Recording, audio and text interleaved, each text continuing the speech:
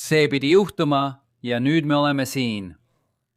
Täna varem kukkus Iraani Kargi saare lähedal piirkonnas alla F-15 hävitaja. Iraani valitsus väidab, et lennuk tulistati alla.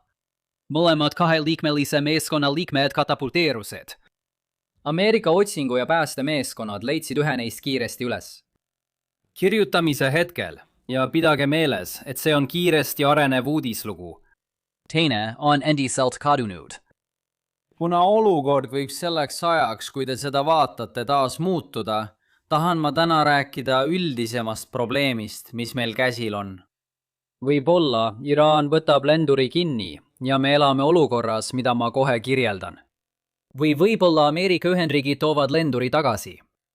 Aga kui aeg möödub ja sõda kestab edasi, eeldades, et see kestab rohkem kui 2 või 3 nädalat, leiame end lõpuks taas selles olukorras.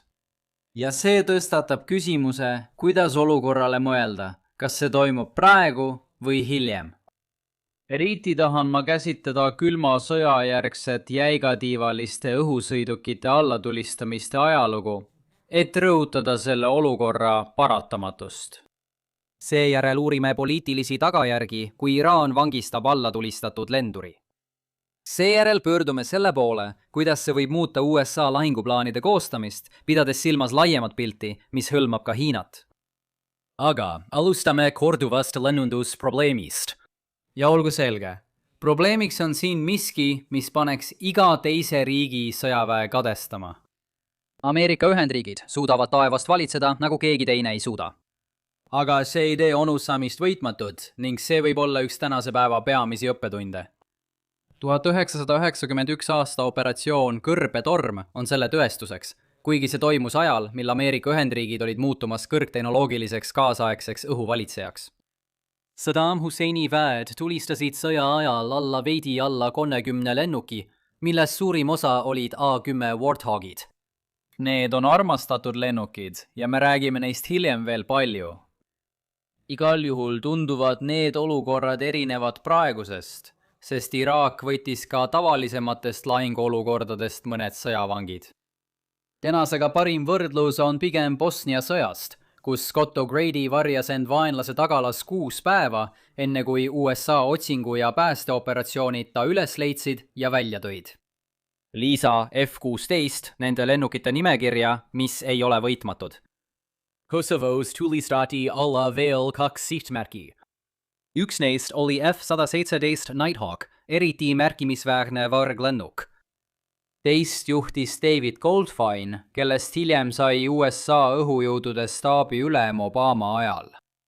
Püüdes jõuda lähemale tänapäevale, võib praegune olukord tunduda kummaline, kuna Afganistani ja Iraagi sõdade ajal selliseid allatulistamisi ei toimunud. Saddami poolel oli veel üks A-10 Warthog sihtmärgiks 8. aprillil 2003. Taliban väitis samal ajal mitmeid rünnakuid, kuid ükski neist ei leidnud kinnitust.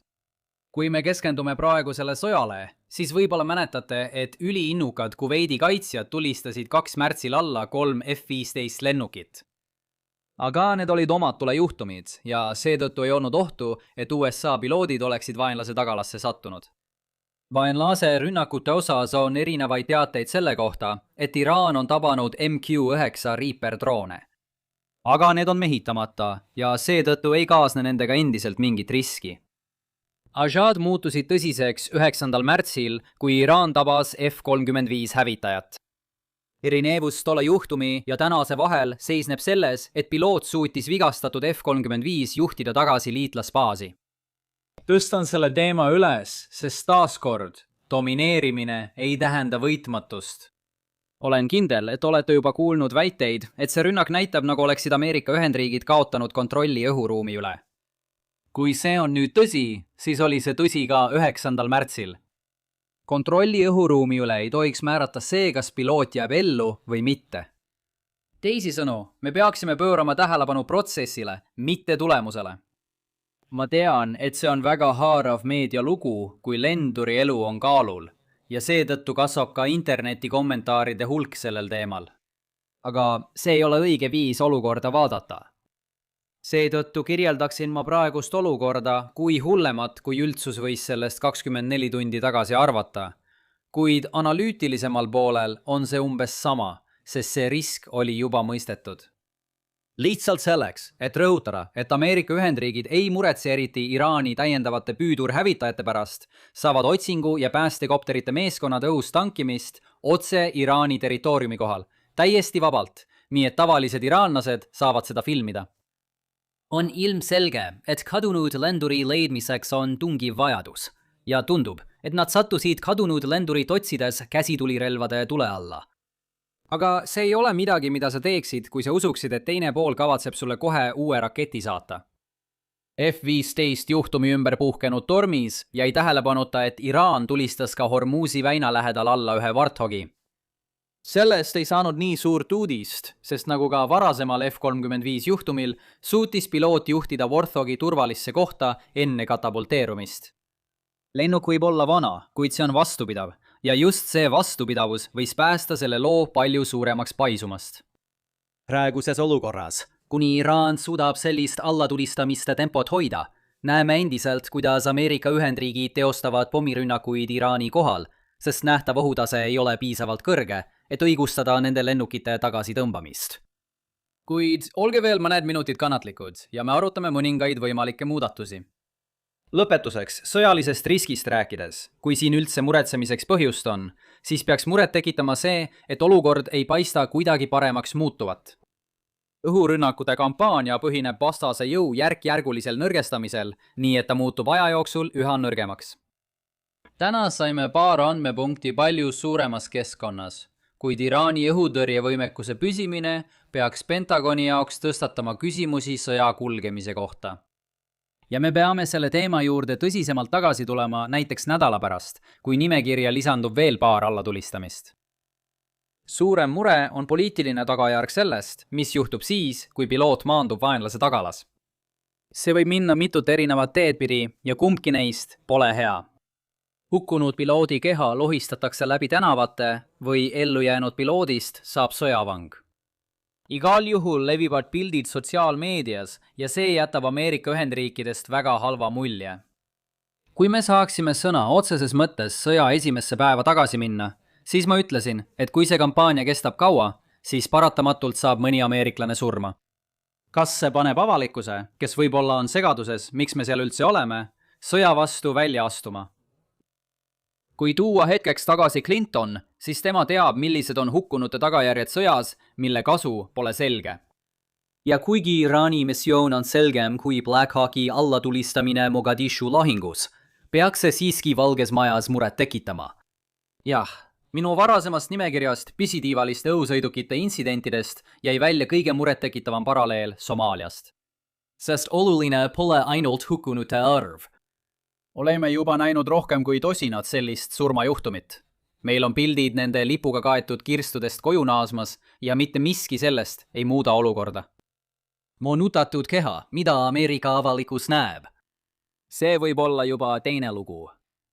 Kuid 2026. aasta Washington erineb 1993. aasta Washingtonist. Me oleme poliitiliselt palju rohkem polariseerunud. Demokraatide toetus sõjale ei saa täna Black Hawk Downi olukorra tõttu palju muutuda, sest see on juba peaaegu nulli lähedane. Sõltumatud on tõenäolisemalt valmis oma seisukohta muutma. Aga minu jaoks on kõige suurem küsimus, kas vabariiklased hakkavad Trumpist massiliselt loobuma. Kindlasti on ta juba kaotanud America Firsti isolatsionistide toetuse juba ainuüksi vähese sekkumisega Iraanis. Kus ülejäänud maaga liikumine piiri tõmbab, on endiselt ebaselge. Teemat vahetades räägime nüüd mõnest sõjalisest mõjust Ameerika Ühendriikidele. Õhurünnakud jätkuvad pärast F-15 allatulistamist. Võib-olla pööratakse nüüd rohkem tähelepanu Iraani õhutõrjesüsteemide otsimisele. See aga viivitaks edasisi rünnakuid sihtmärkidele, mida Pentagon peab väärtuslikumaks. Tuletame meelde, et selliste sündmuste esmaseks mõjuks on see, et Ameerika Ühendriigid vähendavad oma nõudmisi läbirääkimistel, kuid Iraan kompenseerib selle täielikult, tõstes oma nõudmisi sama palju. Olulisem küsimus on, kuidas aeglasem sõjaplaan mõjutab läbirääkimiste takistusi ning vastus sellele sõltub sellest, mida sa arvad sõja tegelikest põhjustest. Ma näen, et see võib olla halb uudis, eriti kui sa oled Euroopas ja tahad lihtsalt, et Hormuzi väin taas avataks. kui tegemist on soodsa võimaluse olukorraga ja Pentagoni plaan on lihtsalt läbida nimekiri sihtmärkidest, mida USA luure peab Iraani protestide tugevdamiseks kriitiliseks, siis on lõpptulemus pikem sõda. Ameerika Ühendriigid jätkavad seni, kuni see kontrollnimekiri on täidetud ja lisetevaatus lihtsalt pikendab protsessi. Aga räägime, kuidas võiksid välja näha veelgi drastilisemad võimalused juhuks, kui olukord halveneb, olgu see siis poliitiliselt Black Hawk Down kriisi tõttu või sõjaliselt, kui rohkem hävitajaid alla tulistatakse, ilma et piloodid ohtu satuksid. Me võime seda esimest osa juba näha, kui näiteks Iraan on välja töötanud uue strateegia USA hävitajate ründamiseks ja tänased sihtmärgid on selle suurema strateegia esimene etapp. Esimene samm on Tomahawkide väljatulistamise suurendamine. Pea meeles, et Ameerika Ühendriigid kasutasid sõja esimestel päevadel sadu Tomahawk, sest need on ohutud. Neid tulistatakse kaugel merel ja ükski ameeriklane ei riski oma eluga taevas. See pehmendab vaenlast, valmistades ette suuremateks õhuoperatsioonideks, nagu me hiljem nägime. Reaperi droonid teevad vahepeal, mida suudavad. Seega on esimene võimalus tagasi algusesse taanduda. Aga see tähendaks Tomahawkide varude veelgi suuremat kahanemist. Võid ette kujutada, kuidas keegi Pentagonist ütleb lõpuks Trumpile, et aitab küll. Ameerika Ühendriigid ei saa seda protsessi jätkata ilma Indo-Vaikse ookeani piirkonna olukorda ohtu seadmata. On aeg lahkuda Iraanist ja naasta varasema olukorra juurde. Teised poliitilises sfääris võivad samuti presidendile meelde tuletada, et ta võib alati öelda, et hävitas Iraani varudest just selle, mida ta soovis hävitada, juhuks kui Trump on mures olukorrast jääva mulje pärast. Sest teatud määral on see tõsi. Osa sellest kraamist tõesti hävitati. Ja võib-olla võib see grupp leida lohutust selles, et hoolimata tänastest tagasilöökidest on Ameerika Ühendriigid kontrollinud Iraani õhuruumi juba üle kuu aja, hoolimata mõnest Hiina platvormist, mis pidid tugevdama Iraani kaitsevõimet.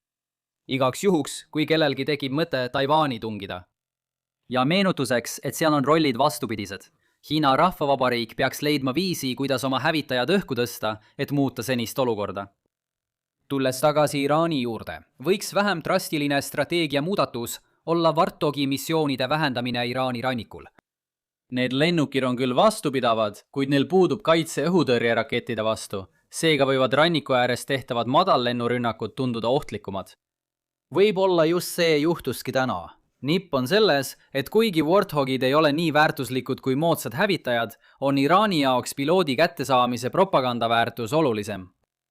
Ameerika Ühendriikide jaoks on paremaid uudiseid selles, et nad saavad jätkata Shahed-droonide hävitamist otse lahe kohal, kus vahemaa võib toimida Warthogi kilbina. Vahepealne variant on kaaluda uuesti, millised hävitajad lendavad Iraani kohal. Et veelgi enam rõhutada, et Ameerika Ühendriigid olid hästi teadlikud, et F-15 võib pihta saada, tuleb märkida, et F-15 ei ole varghävitaja. F-35 aga on. Kui Iraan suutis mõni nädal tagasi tabada varghävitajat, siis oleks Iraanil kindlasti lihtsam tabada tavalist, mitte varghävitajat. Ainus põhjus, miks CENTCOM kasutab F-15, on see, et need suudavad kanda oluliselt suuremaid lahingukoormaid. Nii et poolik lahendus oleks ajutiselt F-15D ära tuua, teha veel natuke sihtmärkide nõrgestamist ja siis täisprogrammiga jätkata. Olgu, sellega seoses, mis on meie tänased peamised järeldused? Sõltumata sellest, kuidas tänane kriis lõpuks laheneb, on Iraani poolt USA teenistujate elusalt või surnult kättesaamine Trumpi administratsioonile poliitiline koorem, mille tõsidus on mõnevõrra ebaselge. Ameerika Ühendriigid teevad juhtunu valguses lahinguplaanis vaid väikseid muudatusi, seni kuni Iraan näitab, et tal on see võimekus regulaarselt olemas. Ja võimalused, mis Ameerika Ühendriikidel on, et minna üle turvalisemale operatsioonistrateegiale, ei ole head. Hea on see, et nädalavahetus on algamas ja ma jätan teid fotoga, kus vähemalt mõned teist on peal. Täpselt nii. Jooned kaardil ei hoia kuludega tagasi, et tagada õnnelik publik. Samal ajal saate mind rõõmustada, kui teile see video meeldis. Kui meeldis, siis palun pange like, jagage ja tellige kanal ning kohtume juba järgmisel korral. Olge tublid!